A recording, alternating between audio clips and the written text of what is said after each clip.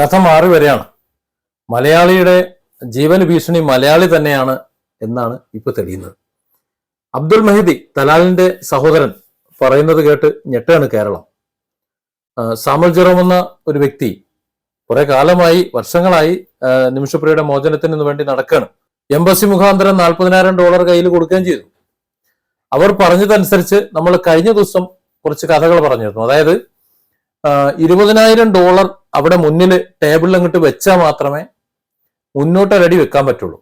അത് വെക്കാതെ സംസാരിക്കാൻ ഇരിക്കുകയാണെന്നുണ്ടെങ്കിൽ അതില്ല, $20,000 $1 കുറവുണ്ടെന്ന്, $1 കുറവുണ്ടെന്ന് കഴിഞ്ഞ് ടക്ക ടക്ക ടക്കേന്ന് അങ്ങോട്ട് വെടിവെക്കുന്ന പറഞ്ഞു.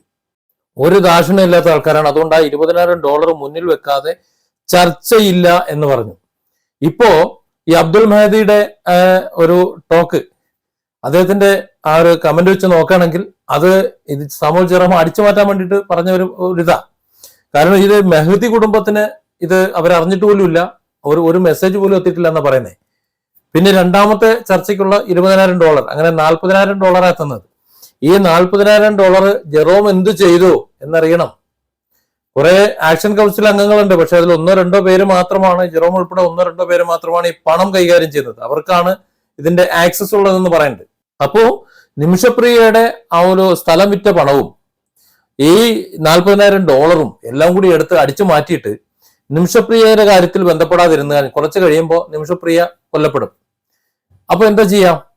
നമ്മളൊന്ന് നേരത്തെ പറഞ്ഞല്ലോ, അവിടെ കാടന്മാരാണ്, അവിടെ ചർച്ചയൊന്നും നടക്കൂല, നമ്മളിന്ന് പൈസ വാങ്ങിയിട്ട് നമ്മളെ പറ്റിച്ചിട്ട് അവർ നിമിഷപ്രിയയെ കൊന്നു എന്ന് പറയും. ഞാൻ എന്റെ കഴിവിന്റെ പരമാവധി ചെയ്തു, പുണ്യവാളാനായിട്ട് ഇങ്ങോട്ട് വരികയും ചെയ്യും.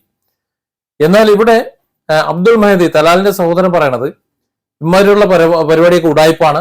ഇപ്പോഴത്തെ വീണ്ടും ഒരു $20,000 പിരിക്കുന്നുണ്ടെന്ന് പറയുന്നുണ്ട്. ഞങ്ങളെ സംബന്ധിച്ചിടത്തോളം ഞങ്ങളുടെ അടുത്തൊരു മെസ്സേജ് പോലും അയച്ചിട്ടില്ല. അത് സത്യമാണ്, അത് സത്യമാകാനാണ് സാധ്യത. കാരണം ഈ തലാൽ മെഹദിയുടെ, ഈ അബ്ദുൽ മെഹദിയുടെ കുടുംബത്തിൽ ഇതിനു മുമ്പ് മരണം നടന്നിട്ടുണ്ട്, കൊലപാതകം നടന്നിട്ടുണ്ട്. ആ കൊലപാതകിക്ക് മാപ്പ് കൊടുത്തിട്ടുണ്ട്. അവസാന നിമിഷം 5 പൈസ വാങ്ങാതെ നിരുപാധികം മാപ്പ് കൊടുത്ത പാരമ്പര്യമുള്ള കുടുംബമാണത്. അതായത് മറ്റുള്ളവരുടെ മുന്നിൽ ക്ഷമിക്കാൻ കഴിയാത്തവരല്ല. ഇപ്പോഴത്തെ അവസ്ഥയിൽ എനിക്ക് തോന്നുന്നത് ഈ മെഹദി കുടുംബത്തെ നമ്മൾ പ്രകോപിപ്പിക്കാതിരിക്കുകയാണെങ്കിൽ അവസാന നിമിഷം, ഇപ്പൊ ഇങ്ങനെയൊക്കെ പറയുന്നുണ്ടെങ്കിലും ഇസ്ലാമിക ശരീഅത്ത് പിന്തുടരുന്ന ഒരു കുടുംബമാണ് ആ തലാൽ മെഹദിയുടെ കുടുംബം എന്ന തെളിവാണ് നേരത്തെ മാപ്പ് കൊടുത്തത്. പശ്ചാത്തപിക്കുന്നവർക്ക് മാപ്പ് കൊടുക്കുക, അതും സ്വന്തം കുടുംബത്തിൽ നിന്നൊരു മരണം നടന്നപ്പോ, കൊലപാതകം നടന്നപ്പോ അതിനാണ് മാപ്പ് കൊടുത്തത്. അതേ ഒരു അവസ്ഥ തന്നെയാണ് ഇവിടെ നിമിഷപ്രിയയുടെ കാര്യത്തിലുള്ളത്. നിമിഷപ്രിയയെ സംബന്ധിച്ചിടത്തോളം അവരുടെ ഭാഗത്ത് കുറച്ച് നീതി ഉണ്ടെന്നും പറയുന്നു, ഇല്ലെന്നും പറയുന്നു. രണ്ടായാലും ഈ കൊലപാതകത്തിൽ പശ്ചാത്തപിക്കുന്നുണ്ടെങ്കിൽ ആ വ്യക്തിക്ക് മാപ്പ് കൊടുത്തില്ല എന്നുണ്ടെങ്കിൽ നാളെ പടച്ചവന്റെ മുമ്പിൽ ചോദിക്കപ്പെടും, ഉത്തരം പറയേണ്ടി വരും എന്നുള്ളൊരു ചിന്ത ഉള്ളൊരു കുടുംബമാണ് മെഹദി കുടുംബം എന്നാണ് അവരുടെ മുൻകാല പ്രവൃത്തികൾ കാണുമ്പോൾ മനസ്സിലാകുന്നത്. അതുകൊണ്ട് അവസാന നിമിഷമെങ്കിലും മാപ്പ് കൊടുക്കാൻ സാധ്യതയുണ്ട്. മരണത്തിന്റെ വക്കിൽ നിന്നുകൊണ്ട് നാട്ടിലേക്ക് പൊയ്ക്കോ, മാപ്പ് തന്നിരിക്കും എന്ന് പറയാൻ സാധ്യതയുണ്ട്. പക്ഷെ ഇവിടെ വലിയ ആരോപണം ഉണ്ടാകുന്നത് ഈ മലയാളികളായിട്ടുള്ള ഇവിടെയുള്ള കുറെ രക്ഷകരും പ്രധാന രക്ഷകരായിട്ടുള്ള ജെറോമിന്റെ അടക്കമുള്ള അവിടെ ഉള്ളവരും ഈ ഒരു മരണത്തെ, തലാലിന്റെ കൊലപാതകത്തെ വെച്ചുകൊണ്ട്, നിമിഷപ്രിയയും വെച്ചുകൊണ്ട് മുതലാക്കാൻ ശ്രമിച്ചു, പണം ഉണ്ടാക്കാൻ ശ്രമിച്ചു എന്നുള്ള വലിയൊരു ആരോപണമാണ് ഇവിടെ മുന്നിൽ വരുന്നത്. അത് നിഷേധിക്കാൻ പറ്റൂല. അപമാനമാണ് മലയാളികൾക്ക്.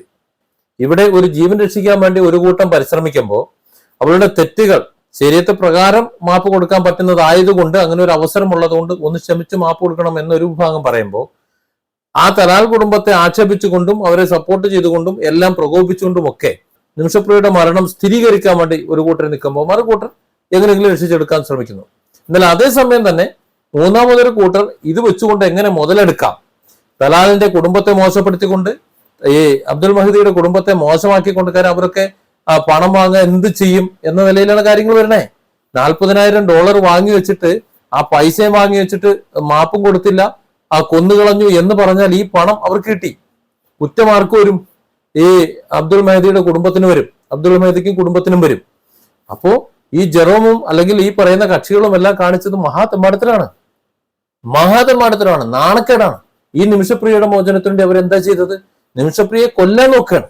ഒരാൾ അവിടെ വധശിക്ഷയ്ക്ക് വിധിക്കപ്പെട്ട് കിടക്കുമ്പോൾ അതിന്റെ മറവിൽ അവരെ പണമുണ്ടാക്കാൻ ശ്രമിക്കുന്നതായിട്ട് ഈ മെഹദീന്റെ സംസാരത്തിൽ നിന്ന് മനസ്സിലാകുന്നത്. കാരണം ഒരു മെസ്സേജ് പോലും ഈ പറയുന്ന ഒരു വിഭാഗത്തിൽ നിന്ന് അവരിലേക്ക് ചെന്നിട്ടില്ല എന്ന് പറയുമ്പോൾ ഈ അവസാന നിമിഷം കാന്തപുരത്തിന്റെ ഇടപെടലിന് ശേഷം മെഹദി കുടുംബം ചർച്ചയ്ക്ക് ഇരിക്കുമ്പോൾ ഇത് രണ്ടും കൂടെ ചേർത്ത് വായിക്കണം. ഈ ജെറോം ആത്മാർത്ഥമായിട്ടായിരുന്നെങ്കിൽ മെഹദി കുടുംബം നേരത്തെ തന്നെ ചർച്ചയ്ക്ക് ഇരുന്നേനെ. അതാണ് ഇവിടെ വരുന്നത്. അവർ ചർച്ചയ്ക്ക് ഇരിക്കാൻ തയ്യാറാണ്. ഇവർ ഇത്ര ക്രൂരന്മാരാണ് അല്ലെങ്കിൽ ഇത്ര വടക്കെട്ടവരാണ് എന്ന് പ്രചരിപ്പിച്ചത് കൊണ്ട് ആരും അങ്ങോട്ട് പോയില്ല.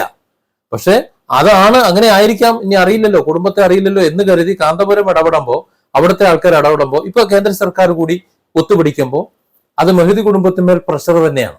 അതുകൊണ്ട് മാപ്പ് കൊടുക്കാതിരിക്കില്ല എന്നാണ് ഇപ്പോഴത്തെ എൻ്റെ ഒരു പ്രതീക്ഷ. പക്ഷെ ഈ അബ്ദുൾ മെഹദി പറയുന്ന കാര്യങ്ങൾക്ക് നമ്മൾ മലയാളികൾ മറുപടി പറഞ്ഞു നോക്കും. നാണക്കേടാണ്, വലിയ നാണക്കേടാണ്. രക്ഷകവേഷം കെട്ടി ഇരയാക്കപ്പെട്ടവരെയും രണ്ടുപേരെയും മുതലെടുത്തുകൊണ്ട് പണപ്പിരിവ് നടത്തി എന്താ പറയാ, പുര വീഴുമ്പോ വാഴ വെട്ടുക എന്ന് പറയില്ലേ, ആ പണി നടത്തുന്ന ഇവരൊക്കെ എന്തൊക്കെയാണ് ചെയ്യേണ്ടത്, എന്താണ് അവരെ വിളിക്കേണ്ടത് എന്ന ഒരു കൺഫ്യൂഷനിലാണിപ്പോ. Different angles. Don't forget to subscribe and support this channel.